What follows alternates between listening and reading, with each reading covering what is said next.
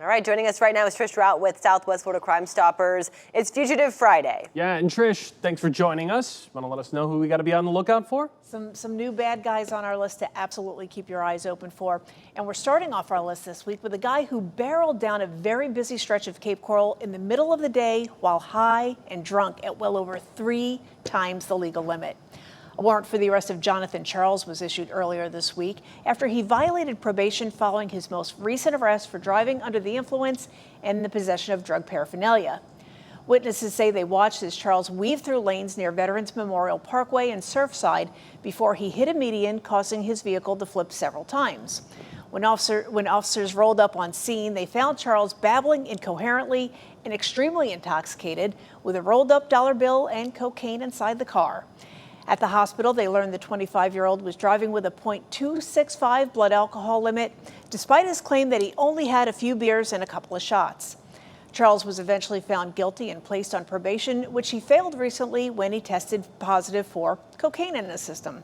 Charles is a 3-time offender who is last known to be living in Southwest Cape Coral. Next up is a guy accused of peddling highly addictive drugs on the streets of Southwest Florida. Willie Douglas has been evading officers for the last few weeks after violating terms of his community control on the heels of an arrest for the possession, sale, and delivery of a controlled substance. Narcotics detectives had developed substantial reason to believe that Douglas was making frequent drug deals in Central and South Fort Myers. Their investigation eventually led to visual proof that he was moving both fentanyl and cocaine, which landed him behind bars for just over a week. The 32-year-old eventually pled guilty and was placed on community control, which he violated just a short time later. To date, Douglas has had his mugshot snapped 8 times at the Lee County Jail on charges of burglary, battery, grand theft, weapons charges, and, of course, multiple counts of dealing drugs. He is 6'2", 190 pounds, with several tattoos, including a cross on his right arm, CP Boy on his forearms, and 1994 drawn across the front of his neck. Also on the run this week is a Fort Myers man who solicited a teenage girl online to do some disgusting, not to mention highly illegal activities. Joseph Soto Romero now finds himself as a wanted man after he failed to show back up in court after being arrested on a dozen counts of the possession of child pornography and other related charges. The 14-year-old victim was on an internet site when Romero started chatting her up. Their communications quickly turned provocative, with Romero requesting the girl to send nude pictures of herself. Those requests escalated to Romero offering her anywhere from $10 to $30 to make pornographic videos for him. The victim made it crystal clear on multiple occasions that she was just 14, but Romero's request continued until he started making threats against the girl's family and friends. Detectives paid the 22-year-old a visit, confirmed that he was indeed the one soliciting the young girl, and charged him with a litany of child porn charges.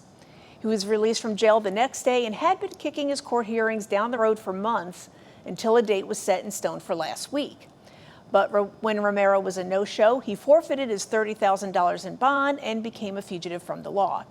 Romero is 5'11", 160 pounds, and is known to move between North Fort Myers and Tice. And upon his arrest, Romero will be held without bond.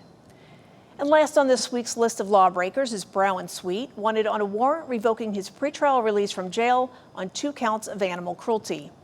A woman who was also allegedly battered at the hands of Sweet said the 36-year-old became enraged after one of his 2 Chinese Shar-Peis caused damage to some drywall in the garage. She said Sweet took his frustrations out on the pup, grabbing him by the neck and dunking his head in the sink before tethering him outside during a pouring rainstorm. He then turned his attention to his other dog, whom he hit with a broomstick and punched in the face several times. The woman said Sweet would kick and hit the dogs regularly and excessively, all out of anger.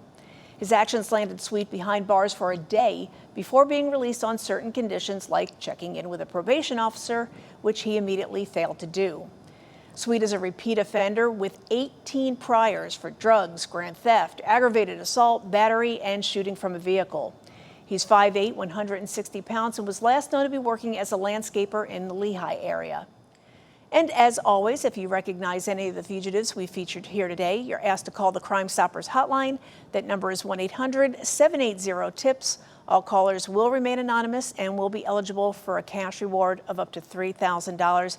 And parents, the school year is back in session.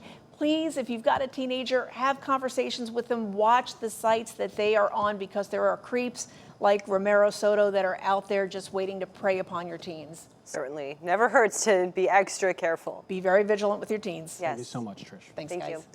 Well, Neutrogena is facing back